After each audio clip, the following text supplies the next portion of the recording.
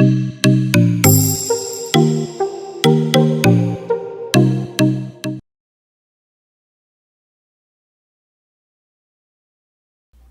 సంస్థాగత బలోపేతంపై టీడీపీ అధినేత చంద్రబాబు నాయుడు ఫోకస్ పెట్టారు. రానున్న స్థానిక సంస్థల ఎన్నికలే లక్ష్యంగా ఆయన అడుగులేస్తున్నారు. ముఖ్యంగా జగన్ సొంత జిల్లాలో వైసీపీని ఎదుర్కొనేందుకు డి అంటే డి అనే సమర్థవంతమైన నాయకుడి కోసం పలు సర్వేలు నిర్వహించి త్రిసభ్య కమిటీ ద్వారా నివేదికలు తెప్పించుకొని వైసీపీని ధీటుగా ఎదుర్కొనేందుకు దేవగుడి కుటుంబమే సరైందని భావించి జమలమడుగు యువనేత చదిపిరాళ్ల భూపేష్ రెడ్డిని కడప జిల్లా టీడీపీ అధ్యక్షుడిగా పార్టీ అధిష్టానం నియమించింది. జమలమడుగు అంటేనే ఫ్యాక్షన్ రాజకీయాలకు పెట్టింది పేరు. 2019 ఎన్నికల తరువాత నియోజకవర్గ కీలక నేతలైన ఆదినారాయణ రెడ్డి, రామసుబ్బారెడ్డి చెరో పార్టీలో చేరారు. జగన్ హయాంలో నియోజకవర్గంలో టీడీపీ నేతలు బయటకి రావాలంటే భయపడే రోజులవి.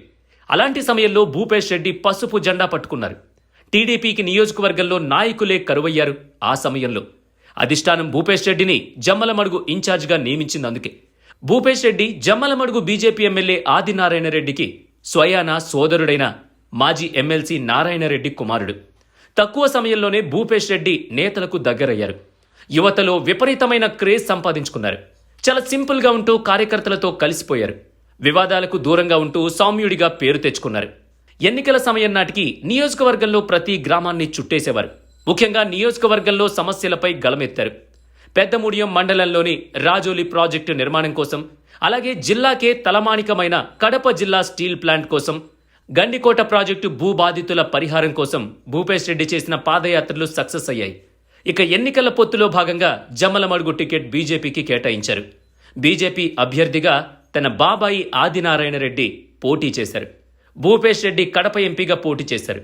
ఎన్నికలకు తక్కువ సమయం మాత్రమే ఉన్నప్పటికీ జిల్లా అంతటా సుడిగాలి పర్యటన చేసి ఆ ఎన్నికల్లో దాదాపు 5,50,000 ఓట్లు సాధించారు. కేవలం 65,000 ఓట్ల తేడాతో అవినాష్ రెడ్డిపై ఓడిపోయారు.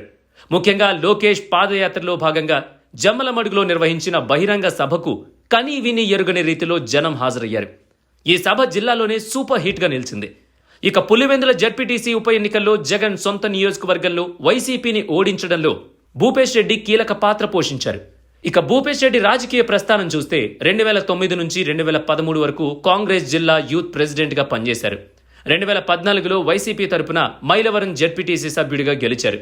ఇక 2021 నవంబర్లో టీడీపీ అధినేత చంద్రబాబు నాయుడు సమక్షంలో పార్టీలో చేరారు. అప్పటి నుంచి జమ్మలమడుగు టీడీపీ ఇన్ఛార్జిగా పనిచేస్తున్నారు.